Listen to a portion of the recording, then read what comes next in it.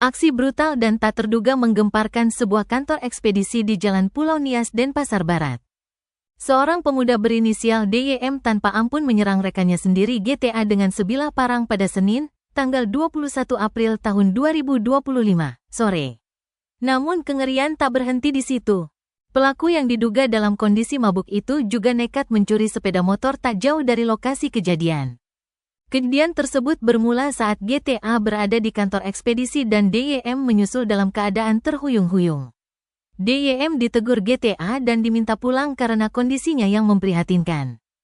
Siapa sangka teguran itu justru memicu murka DYM. Ia berpura-pura pergi namun tiba-tiba menerjang GTA dari belakang. Perkelahian sengit sempat terjadi namun keduanya kemudian tampak berdamai. GTA bahkan sempat mengobrol dengan pemilik tempat tanpa menyadari bahaya yang mengintai. Saat GTA asyik berbincang, DYM terlihat berjalan ke arah warung nasi Padang. Namun saat kembali, pemuda asal Timika, Papua itu menggenggam sebilah parang di tangannya. Saksi mata bernama Rusli yang melihat gelagat mencurigakan itu langsung berteriak memperingatkan GTA yang lengah.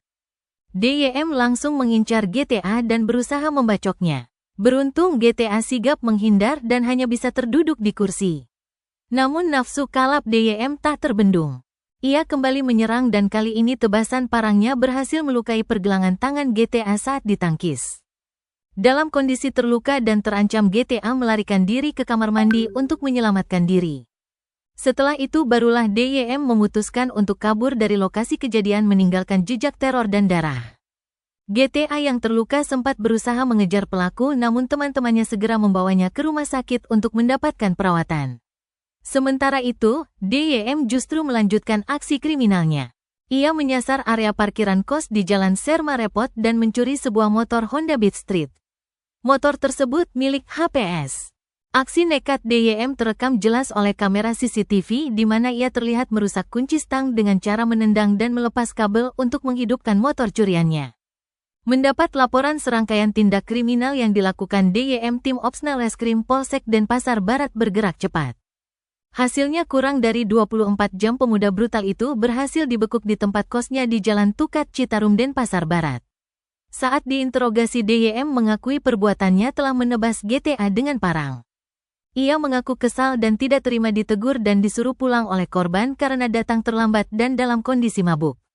Tak hanya itu, pelaku juga mengakui telah membuang plat nomor asli motor curiannya untuk menghilangkan jejak.